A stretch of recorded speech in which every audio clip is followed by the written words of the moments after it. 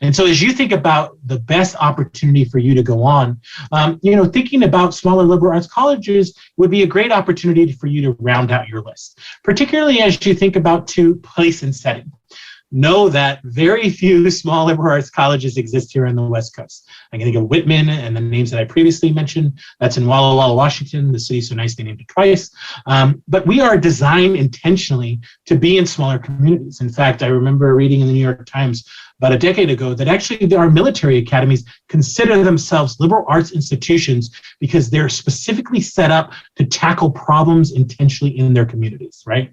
That's what a liberal arts college is designed to do. Hence why Dickinson, at the time it's founded in 1783, is 2 days horse ride from Philadelphia and Washington, D.C. Now, and with our California driving, you can actually do that in a little less than an hour and a half. Just watch out for the state police. Although their tickets are a lot less out there. I don't know. Our tickets are exorbitant out here. So as you think about academics, right, as you think about the types of settings that you've done well in terms of the subjects that you enjoy the most, I want to talk a little bit, and that's certainly snow, because one of the options that you think about leaving California, right, is weather. But considering both in-state and out-of-state options, right, we have tremendous in-state options, right? The consequence of that is that they're some of the most selective colleges in the country, right? So as your counselors will start to mention schools to you, take them up on the offer to apply to a school that you may not know, right? As was mentioned in the introduction by Stephanie, there is an entire group, regionaladmissions.com, that is all about recruiting students from California. In fact, these colleges and universities employ someone here in the state of California to recruit you. And so as you think about those opportunities, those places may offer scholarships. They may offer the Western Undergraduate Exchange, which is an opportunity to play similar in-state rates at colleges in Oregon and a bunch of Western surrounding opportunities. So if cost is a factor for you in thinking about in-state options, know that those options exist, and regionaladmissions.com is a great way to find out those resources. The other thing I think it's important to say at this point is the approach to education. Because at a professional institution like our UCs, where they want to know your major pretty early on, a liberal arts education is designed for flexibility. It's literally designed that your courses throughout your 4 years will help you decide on a major.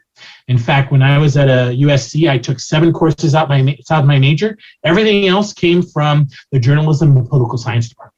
Students at liberal arts colleges take up to 14 courses outside their major, and they still graduate on time. In addition, our academic majors are designed to be interdisciplinary. So you don't have to do the hard work to try to find variation in a business major. It's automatically going to pull from lots of different places. So my advice on your sophomore and junior year is do as much as you can to try and find your authentic interests. But know that we on the academic side are going to know sometimes high school is about checking boxes, right? Sometimes it is outside of your control. So when we see you taking that extra rigor, when we see you taking a paradigm like the A through G requirement, but adding in that AP course or honors course in those subjects that you really are strong at, we're going to take notice. Because like Kuka said, for us, it is about context. We also look at extracurricular activities, and you're probably asking why. Well, at a liberal arts college, it's very intentional, right? We are often asking ourselves, can you do the work? But what kind of roommate will you be, right? Our communities are very small. So extracurricular activities give us an opportunity to see how you would be engaged on our campus. What are the right activities? Well, what's the answer? Hopefully you're saying out there, it depends, right?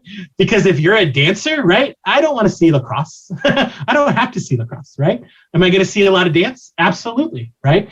If you love international adventures like Kuka, maybe you're in an international club, right? Maybe you're in a cultural club, right? The right activities complement your overall application. Those are the right activities for you. And then also know that contextually, we've been seeing it for the past 2 years. By the time you apply, we will have seen most of your academic experience and extracurriculars impacted by COVID, and we take that into light. We give you grace if you're not able to do 4 years of a sustained commitment. The last thing I'll say about activities is we look for sustained commitment, but also opportunities for when you take leadership opportunities in those things. Those are great ways to bolster your application, because not only are you doing maybe 3 years of language, but then the fact that you're also president of, let's say, the Latino American Club, great. Those are things that we could look for. The last thing I'll say is about test still optional from our perspective. In fact, the test optional movement starts at small liberal arts colleges, Bates and Bowdoin, maybe over 40 years ago. Dickinson is test optional in 1994. We were an institution that also decided to be test free until 2023. And the very reason institutions can do test optional is context. That's it. If we didn't have the opportunity to know the rigor at SI, test scores matter. But as Kuka has told you, as I have told you here today, colleges are all about context, right? We want to know, and we do know, the rigor that is offered there, what you've taken, and take that into consideration, which is why now 1,800 colleges in the U.S. are test optional this year. Another 1,400 have already decided they will be test optional next year. You have 80 institutions, including big systems like the UC, who are test-free. If you want to keep track of that, keep the fairtest.org website out there for you. And then the last question is, should I test? This is what I said on Good Day Sacramento last week. Really what is happening with testing is you're going to be able to use it as a consumer. So what does that mean? Think of the SAT and ACT as a product. You buy it, you don't report it to anybody. You take the test, and then you decide for those institutions that take it if you want to report it. And if you don't want to, that's what the test optional is all about. You get to decide if those scores are helpful for us in helping determine if you can be admitted to their institutions for institutions that are test optional. So that's my little bit. I'm going to throw it back over up to San Francisco with Stephanie and Ashley. Oh my goodness. Thank you. You both are incredible. I just want to say thank you for this information. I love everyone's energy on here. So SI families, I hope you are enjoying this. And now it's really the time for you to ask any questions in the Q&A. You can ask for college counselors or any questions you'd like to ask about the UCs or in general for Phil. And for liberal arts schools or any universities, please feel free to put it in the Q&A. I've seen a few of these questions that we've answered. So we don't necessarily have an internship portal. And I believe a parent also mentioned like volunteer opportunities.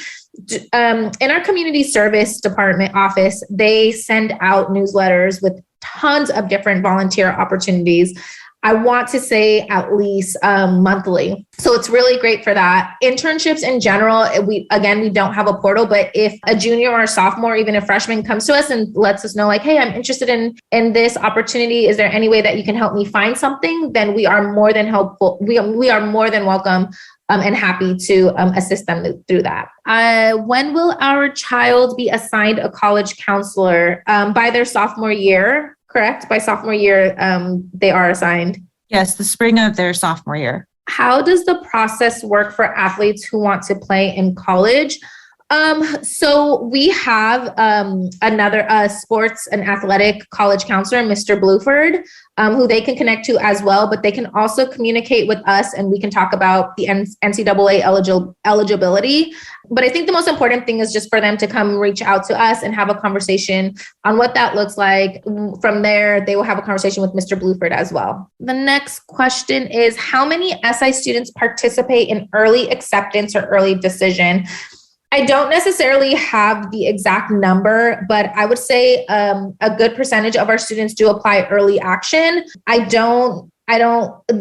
students do apply early decision to some schools, but it's not as much as early action. A lot of students who do apply early decision, they are getting recruited for some type of sport, or it's their dream school and they just want to go there. But again, not every single school offers early decision. Not every school offers early action. The UCs and the CSUs have that one hard deadline of November 30th. So they do not offer the early decision or early action. So it really depends also on like, if some students are like, I want to see if I can get into a UC, so I'm not going to apply early decision to some schools. Can I share out?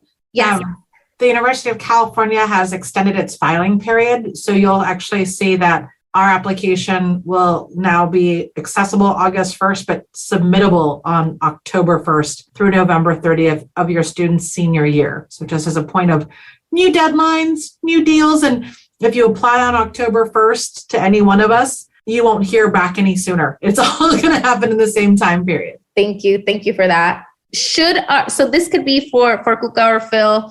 Should our students take the SAT? What's the downside of not taking it? You know my answer. I will never see it, so it's irrelevant to me. But what's on your student's college list? If they're applying to a school that uses the SAT for scholarship, then do you want money? Do you want to be in the pool for money? If your student has said, I'm ready for it, I want to take it and I want to see what happens. And then once I take it, decide if I want to share it to a test optional school, that's another conversation. But for the University of California, I will say, I will never see it. So to me, it's a moot point. Phil might have a different answer to that, though. I think it goes back to once you've devised that list, right? Considering who will take it. But also know you're going to be impacted by the new SAT, right? There's a new digital version that is being rolled out.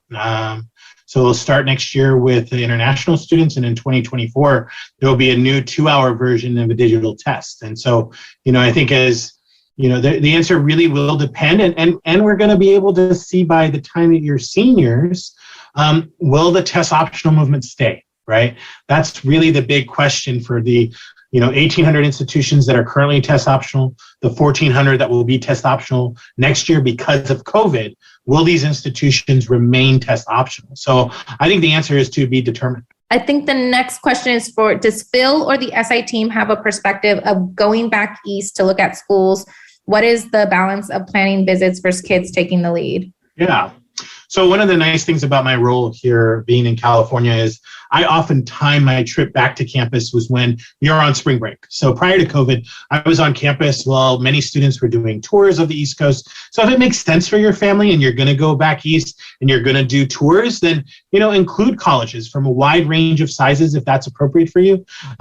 Know that many institutions in certain areas of the country have been open, right? They've been able to welcome you. Like I mentioned in one of the answers, we have been open since July of 2020 for visits. And so we have those seen families kind of pull back on visits because I think what they were finding in some of the surrounding states, whereas a hodgepodge of policies that meant it wasn't as cohesive. So I would wait until maybe a month or so before your upcoming spring break, look at some of the colleges that you want to visit and see if they're open and see if a trip makes sense. But again, knowing that an institution like mine is going to give you grace if you don't get a chance to visit until after you're admitted. If my child hasn't really joined many leadership roles, but plans to around the end of sophomore year, would colleges take that into consideration, or would they rather see longer commitment? I think the conversation of leadership is one that it's going to come down to context. Is it that you're asking, does my kid need to have a title, right? Team captain or